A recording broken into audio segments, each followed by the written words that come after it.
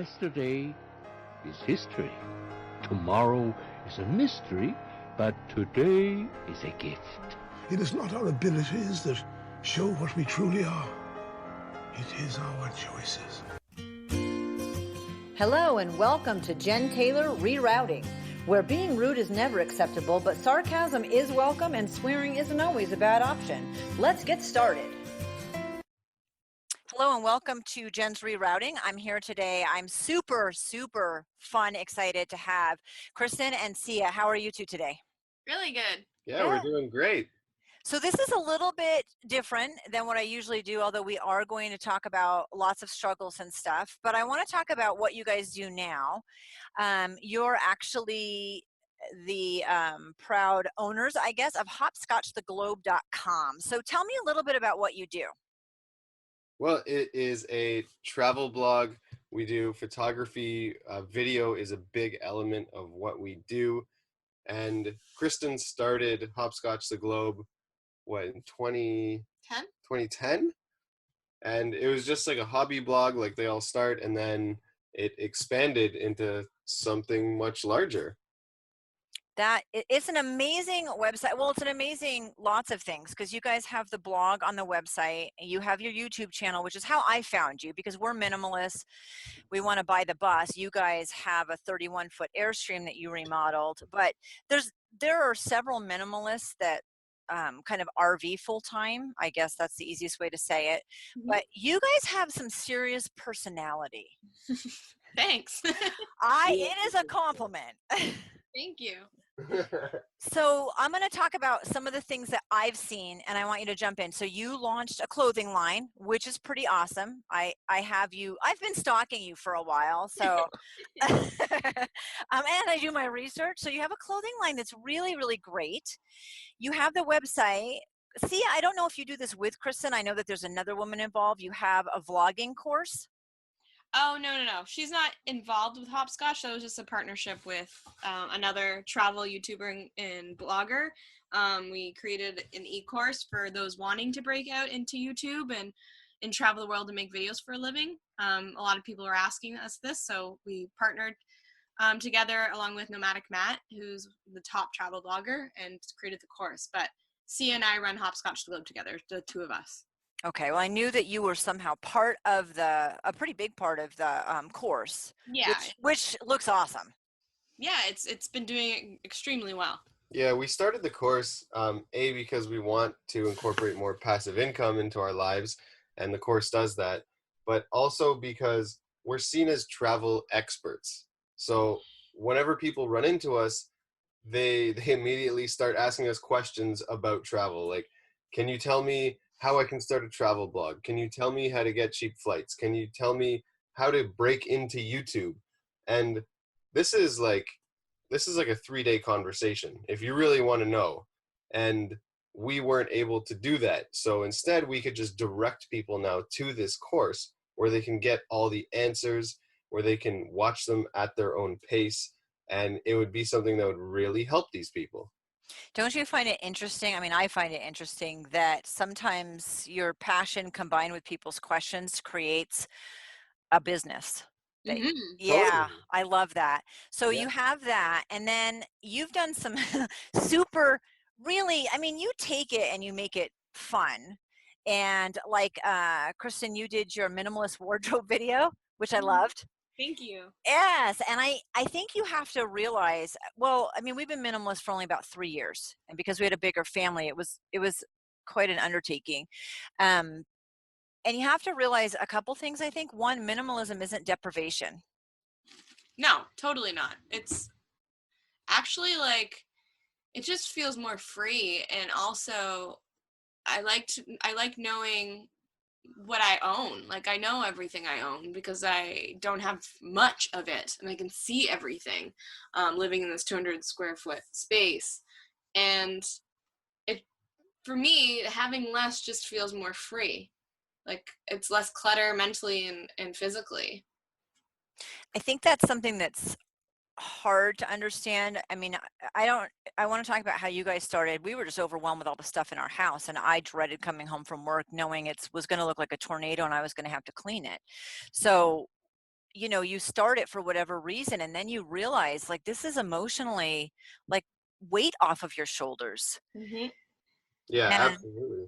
and and then you start doing it in other areas to people that you're on social media with and even friends, and it's in every part of your life, and you start to clean it up, and you do definitely feel like you have more. Yeah. Yeah, we basically just we analyzed what we had and we kept only our favorites. So I have every single piece of clothing I have is my favorite piece of clothing. So no matter what I put on, I love it. Tell me, I want to go back now. You guys both of you grew up in British Columbia? No, in No, Ontario. Ontario, sorry. Wow, that's a no, that's big fine. difference. We were in British Columbia. I think when we first started talking, I said that we were in British Columbia, Got and it. then we drove across Canada from Ontario, settled there for a month, and then now we moved down to LA. We're in Malibu right now, avoiding Canadian winter. Yes. I'm from Vermont, so I'm actually from the same I'm over by you. I've been where you're from. Oh, And okay. it's miserably cold. Yeah. So I saw a picture of you guys or a video. You did a short video when you first got to Malibu a month or so ago, and you had the Airstream parked right on the ocean. And I texted Dane and I said, "Can we please take the bus to Big Sur?" We don't have the bus yet, but in my mind, I'm gone. So that's what's important. So tell me about the journey of you guys meeting, because I know you met when you were young. So I want to hear the whole story. Yeah, we met in high school. We're 15. We met in drama class. Well, that's when we started to first become friends. And then we were friends for years, and then we kind of both had boyfriend, girlfriend, but liked each other, but never, I guess, the right time. And then the summer we graduated high school, I told Sia I loved him, and then he broke up with his girlfriend, and we've been together ever since. That did it for you, Sia? That did it. That's all it took. He always loved me. That's why. She was a good kisser. Wow. Wow, how did you know that? I got one kiss and I was sold. I love it. So that's super young, and I know having kids older than that. How do you weather the storm? Because not only have you been in a relationship now, has it been 14 years? Almost. So 14 years, which is sort of unheard of in this day and age, but also you did it while you were literally growing up together. Yeah, I think that's what makes it so special, because we have grown up together and experienced so much together. We're best friends and lovers and business partners, and it's been so nice to like watch each other grow and develop and grow together and grow separately as well. So I think it's the growing separately and staying together that people probably struggle with the most in this situation. Totally. I think people have just a hard time in general thinking that they can't be independent anymore because they're in a relationship, or they can't take time for themselves. Like, I've gone off traveling for 3-4 months by myself with Sia's support. Like, there's no, like, I could be like, Sia, I'm gonna go away for 2 months. You'd be like, okay. Like, or vice versa. It's just, we have that support for each other. So when did minimalism become part of your lives in all of this? Because it's not generally common. I would say real minimalism. We always owned like a lot less, but when we really like downsized our lives from like a one bedroom apartment in Toronto was a year ago.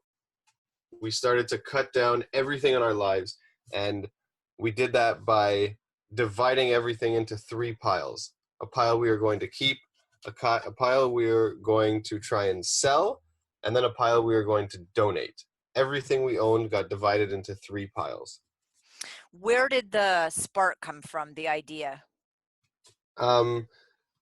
I'm married to a little gypsy, and I've seen that. she wanted to live in a van. We tried it for like a week, and it was cool, but it was not enough space, and we wanted something that was a little bit bigger, a little bit more comfortable, because I don't think we could do van life. Van life is like maybe 1/10 of the stuff we have. We live in 200 square feet, not like 20 square feet. So it feels like a little home. I feel like we could do van life. We just choose to do this type of RV living. It's nice to have more space because this is our business. Like we have our office here and our studio and everything, and now we have a dog too. So we wanted to have. Yes.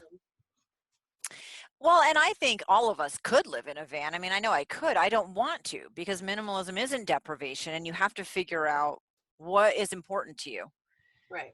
And I mean, for me, that's not how I want to live. I think it's awesome that other people do. I mean, I also don't want to have everything I own in a backpack permanently for years and years. But I love hearing about it and reading about it and that people can do it. So you have to find, with minimalism, you have to find your sweet spot, I think.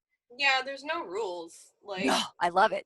well, it's so true that people like think that if you're a minimalist, there's like these set rules. Same with like being vegan. It's the same thing. And if like you do one thing that's a little different, it's the wrong thing, and you're not a minimalist or you're not a vegan. But I don't agree with that at all. No, I don't either. So, and one of the things that I loved about your video where you showed everything that you owned and you did the little fashion show is that like your style's not quite like my style. It's not, we're a little bit different, and that is totally okay. You don't have to fit into any mold, and the things that are important, if fashion and makeup are important to you, they can still be important to you. Exactly. So you guys decided to downsize, living in Ontario. The van didn't work. So I also love, I mean, I see you as like, because I see you online on YouTube. So I feel like I know you a little bit, which isn't necessarily true, but I see your, well, I feel like you guys are pretty transparent and genuine. Yeah. That's probably one of the biggest draws is that you guys are, it's okay to be goofy. And one of the things that you did was you bought this Airstream, and were you planning on doing it yourself initially? Yes. Well, first of all, we didn't think we'd have to do much. And then like a day after, we're like, yeah, we're going to have to do a little bit more than we thought. And then as time kept going and we kept gutting out more, we're like, holy shit, what have we gotten ourselves into? We have to completely redo this thing. So until we actually found renovators that could do it, because a lot of places were like booked for years and years, and we're like, no, we like need this done this year. We were gonna try to do it ourselves, but hoping that we didn't have to, because it would take way too much time. We didn't have the skills. We'd have to develop them, and we had have a business to run, which requires us to travel. So it would prevent us from making money and like doing our job. But we found our renovators, and it worked out perfectly. It did, but I loved that. I mean, I've thought about, oh, I could totally build a tiny house from, the axles up, and I probably could, but I don't want to. I'm like, that's not what I want to do with my time. I don't want to take 3 years and learn the skills, and so I liked that you guys shifted, and you were pretty raw about shifting. It was very difficult, it seemed like, just being overwhelmed. You were overwhelmed on camera, and that was okay. And you hired somebody, and that was okay. And you spent more than you thought. Yeah, and it was okay because we got our dream home. It's even better than we thought it would be. Like way better. Yeah, there's no way we could have done this in the time frame that was done. No like way. This would have taken us 3 years, I would say.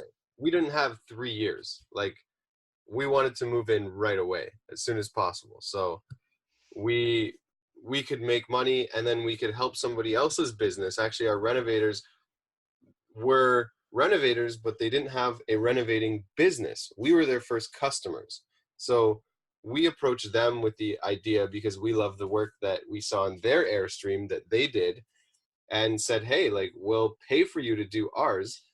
And then they realized we can start a business doing this. So in doing that, it really helped us. It also jump-started their business. We promoted them on our social media. Their social media is growing, and now they're booked for like the next 2 years. Wow. And that's amazing. And that's one of those things where you do something and you love it, and then people ask you, and it becomes a source of income. Absolutely. Yeah. So tell me some of the biggest struggles in the last 14 years. Wow. There've been many. In like what area of life? In any, I mean, you guys are digital nomads, which is, so am I, but that in a different way, you know. So anything, it can be in business. I mean, you guys have pretty good resumes. So I'm on your website. I'm stalking while we're talking, and you have a pretty good resumes. So it can be a business struggle, your relationship struggle. Did people think you were crazy for wanting to live in an Airstream struggle? Anywhere you want to go. I think by now everyone knows what to expect from us, and that's always living outside of the box and doing things that we want. But I guess the whole like the career, for example, there's always been a struggle because we didn't like gain a big following overnight. It's always been gradual. There's never been a huge spike. So it's like being persistent, not knowing like what's to come, like in terms of like projects and money, and like it's a new year right now. Like we don't know what's going to happen this year. So like having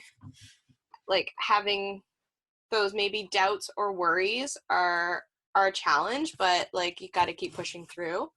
And we know that. Same with our relationship too. Like there are times when we don't feel as in love, or we're annoyed with each other, and we communicate with each other. We tell each other exactly how we feel and get past it. So there's always like, it's not easy being in a relationship for this long, and it's not easy running your own business, but we love each other and we love our business, and we keep going, and we know that there's always going to be challenges. Like life isn't just going to be easy all the time, no matter what. So Yeah, I think people they fear not constantly falling more in love with the person. That sometimes if you take a step back in your emotions for that person, that it means it's going to continue spiraling downhill. Or you're not meant to be because you feel that way, which is not true at all. You go through phases, and at times you're going to be over the moon in love with this person. At times you're just going to want to like be alone and have your own space and be sick of any bullshit that they have. But it's through those times and working through those times that actually make you stronger. And when you get through it, because you will get through it, your love will just be stronger. I love that. Tell me about your travels. I know, Kristen, you went to an exchange program your last year of high school. That was your first is that correct? That was your first experience with another culture? Yeah, it was my first like real cultural experience. I had gone to like Cuba and resorts and stuff with my parents when I was younger, but Paraguay was on a completely different level. Sia actually went 2 years before me because we went to the same high school. So he was 16 when he went. I was 18, 2 different times. And we were both there for 4 months, learning Spanish, teaching underprivileged children, and living with a host family. And in Paraguay, where there's like no other foreigners. So you're completely immersed in a new culture, a new community, with nothing that you're familiar with. And it was like the most incredible thing that happened to both of us. It's like what has shaped our entire lives, our relationship, our friendships, our career, our school. Like I got a $30,000 scholarship because of Paraguay. Like there's endless things that came from that experience. Yeah, and that was at the very beginning of our relationship. So we had we had just started dating, and 3 months in, Kristen left for 4 months. Oh, wow. So the first 7 months of our relationship, half of that was immediately long distance, and this is before Skype. Yes, I was going to the convenience store to get international phone cards, scratching off the back, and having 20 minutes to call Kristen before I ran out of $5. And it was tough. It was a struggle. I just started dating the girl of my dreams, and now she's off traveling the world. And so many people would not have been able to do that at 17. Oh, no, or 30. I mean, no. It must have been a really good kiss, Kristen. I know.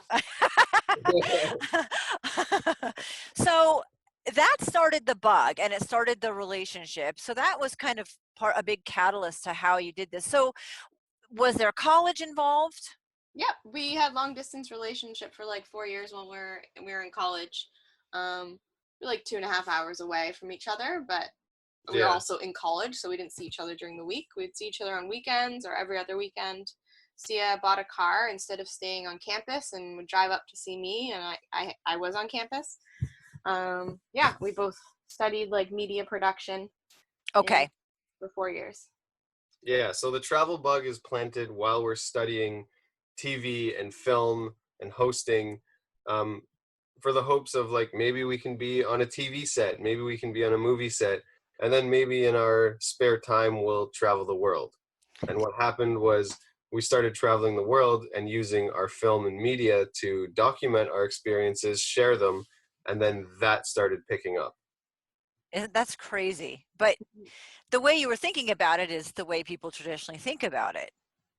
And Right. when I hit this point, I'll travel. When I do this, I'll travel. And you just flipped it completely. Yeah, we had always planned to travel too, like once we graduated, to like get a little bit of experience in our field, and then while saving money, and then take for months. So that's what we did as well, and that's when Hopscotch really started, because I was traveling for like 10 months. Sia was like 6 or 7 months, and all that experience that we gained in so many countries we visited, we were able to like write about it and share those experiences, and then it kind of just picked up from there. I love that. So places that you visited, you don't just, I mean, you have amazing travel videos and the how-tos, and you make it easy so people can figure out how to do it on their own. Well, thank you. I'm glad that you think so. We hope so. Yeah, from like what you pack in your purse and your backpack to what kind of stuff, what kind of equipment you use for your camera stuff, which is overwhelming to me. Well, it wasn't always that way. We had like one camera before, one like little point and shoot camera. But of course we've grown. Yes. And so is our equipment. So we want to keep making better videos, so which is why we have more equipment. And it's great. I mean, it shows you where you can start and where you can go to and everything in between. And so that was awesome. It's a lot of you have a lot of information, and you do it in a way that's fun, like how to poop on a bus in India. Yep. Yeah. I mean, it happens, you know. You just never know what's going to hit you where. So I love that stuff. You know, you have all of the logistical stuff, the how to, the why, you can do it this way, and this is our experience. And then you have, and when you get there, shit will get real, literally. Yeah. Was it hard to add in your personal style? Were you ever concerned? Was that a fear? Not so much I don't think so. I wouldn't say there was a fear, but of course there are times where you're comparing yourself to other people, maybe people who are getting more different opportunities than you are, or more views, or I don't know, their video production like seems to be better than yours or whatever. You're constantly comparing yourself. I find in this industry specifically, which can be like, what's the word? Like it can be, what's the word? Help me there, Sia. It can be detrimental to your creativity. Yeah. Don't watch anyone. Who cares what they're doing? So that can be like, that's a struggle sometimes. It's not all the time, but there are days when you feel a little down because you're comparing yourself to others, and then you just got to get out of that and realize you just do you, and that's what we do. We didn't like try to develop a personality for camera. We just are ourselves, and that's it. I think that's the best way to do it, and that's great advice for other people. Mm-hmm. Is just being yourself. Yeah, don't try to be like someone else, because they're already doing that. Right, exactly. Right. Yeah, we're big fans of customizing our lives in every way possible. For our relationship, people told us we couldn't have a long distance relationship. We can't go to 2 different colleges in 2 different cities. And we wanted to prove them wrong. We're like, no, we're going to customize this life. I don't have to work a 9 to 5. We can start a website and try and fund ourselves that way. We can't live in a tiny home and ship off to the other side of the continent. Well, no, we can. We're going to customize our own lives. These people haven't been taught how to do these things. That's why they're telling us that. They haven't seen it done before, so we're going to show them. And I think people just innately want to put you in a box. You have to fit somewhere, and it doesn't. Nothing has to fit anywhere. No. But they're trying to shove you into this box so that it makes sense in their reality, and it doesn't need to make sense. So,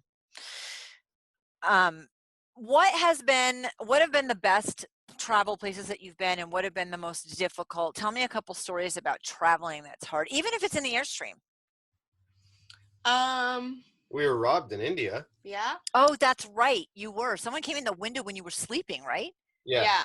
God, I do stalk you. That was pretty fucking scary. It was so scary. It was disturbing that someone invaded our space while we were sleeping, saw us sleep. Not so much that they took our stuff. It's just, the invasion. It felt really creepy, and it was definitely hard to deal with for like a couple of weeks, like trying to fall asleep, Yeah, absolutely. It was a very difficult time for us. That was probably like the hardest time, not just because of getting robbed, but Kristen and I were in like a rocky point in our relationship, and it was just like the bomb on top that like was just a horrible experience. So how many times have you gone to India though? I've been twice. I was there only once, but I was twice. I was there for a month. Kristen was there for 3 months. 6. Jeez. So you still ended up having a good experience even in the bad experience. Oh God, yeah. I love India. Yeah. I love India. We eventually got engaged in India, like a month after this ordeal happened. Tell me the engagement story. Well, we got to a town called Rishikesh. I was going to say Rajasthan. And it was in a little hostel. I had bought her a necklace that I got in Nepal, and I was going to give it to her as a gift. And then it was just like such a beautiful necklace that I wanted it to mean more. The idea of proposal like came to my head, and I thought I was going to wait like months to do it and ask her parents and be the traditional route. And one day in our hostel, the moment presented itself. So I asked, and she said yes. Well, thank God for that. Wait, what? I did? Kristen, we don't know how to tell you this, but That's how I got here. Where did you guys actually get married? In Ontario, in a forest. Sia's uncle, big property in the forest, and it's stunning. So we got married there with like 170 of our friends and family, and it was like a big bohemian hippie fest. It was a music festival, pretty much. Yeah, it was a festival. Yeah. I'm not surprised. It was not a wedding. It didn't seem like a wedding. At certain points, I was like, this is a fucking good party. And then I realized I have a wedding ring on, and this is my event. It was it wasn't just a day, actually. It was like 4 days. Yeah. That's awesome. So tell people if they're trying to get into any of this. First of all, if you're trying to get into vlogging, even photography, you can find you on Hopscotch the Globe and take that course. What else can they find and get help with? Travel? I mean, I know your website's huge. It has a lot. But yeah. What's the easiest way for people to find you and ask questions? And what do you get asked the most? Well, you can either find us on hopscotchtheglobe.com or Hopscotch the Globe on YouTube. We're on all those other social media platforms. Sia and I have separate ones on Instagram and Twitter and that. And Sia also has his own YouTube channel. All the good news from around the world. He shares every Monday morning. I love it. It's amazing. It is amazing. I'm glad you restarted that. Thanks. Yeah, and if people are interested on like how to travel, no matter your lifestyle or budget, that's what we talk about. That's what we teach people. Also, how to run your online business, how to create a YouTube channel, how to make videos, all of that, and also how to market yourself, how to like work with brands and tourism boards. That's all in our the art of vlogging course, which you can find on hopscotchglobe.com. It's on the like sidebar. You can check that out. And then also tiny home living. We've been creating videos twice a week on Hopscotch Globe's YouTube channel. Every Tuesday is Tiny Home Tuesday, and on that day we release a new Airstream video, whether it's like a tour or a how-to or our budget breakdown, everything that we spent on our renovations, like all that information's there. And people can ask questions so we can keep creating content answering those questions. See, I'm glad you mentioned Sia's YouTube channel because I didn't realize that at first. I mean, I found you through the Airstream renovation when I was searching for renovations, and then it was so much bigger than I realized. And you know how I started stalking you? How? You guys did a contest. Mm-hmm. It was a 10-day giveaway, which I clearly didn't win. Sorry. There's a lot of people. It's all right. It's all right. But that's when it was like, oh, here you are on Instagram. And I don't follow people blindly though, just to do stuff. So that was the catalyst though that got me looking at your other platforms. And something you posted also was about your new product line, your t-shirts. Yeah. How did that come about? We've been wanting to do that for a while, and that's Sia's department. He's started the website and created those designs that we have so far, and we're going to keep making more and expand as well. I have a jewelry line that I'm going to be launching this year. Excellent. Yeah, it was important to our brand and us as being, internationally inspired that our clothing wasn't hurting the world at all. So everything is ethically sourced. It's organically made. There's no sweatshops. Like everyone is paid like a very good wage, and we pride ourselves on actually like helping out the world by having a clothing line. Yeah, I was very pleasantly surprised. There are people that do a clothing line, but when you two decide to take something on, you do it very well. Thank you. Yeah, it's great, and it doesn't have to be this huge line. It's not enormous, but it's so well done. It's definitely I saved it so you guys got me sucked in, basically, is what I'm saying. Wow, that's so nice to hear. I was like, oh, I want to enter a contest. And that's when the stalking really happened, and that's when I reached out and I said, I'd really love to have you on the podcast. Well, thanks for having us. But the one of the videos that I loved personally the most was the renovation cost breakdown. Yeah, people really wanted that video, and we had kept all of the receipts and documented everything, put everything together, and give it to the people because that's what they wanted. And it's a great video. We literally share every detail, every expense. Yeah, it was a little shocking to us at points. Counting these up, we're like, wow, that was a lot. That was a lot of money. But then we look around at our space, and it feels like $1 million condo that I see in Toronto. Like the amount of detail that's in here.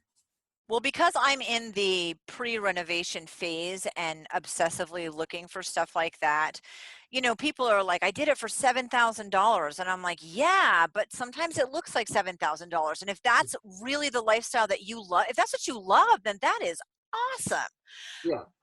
But I always thought, I'm like, we're going to spend about 50 grand. And some people are like, how could you spend that much on an RV? And I'm like, have you looked at getting them new?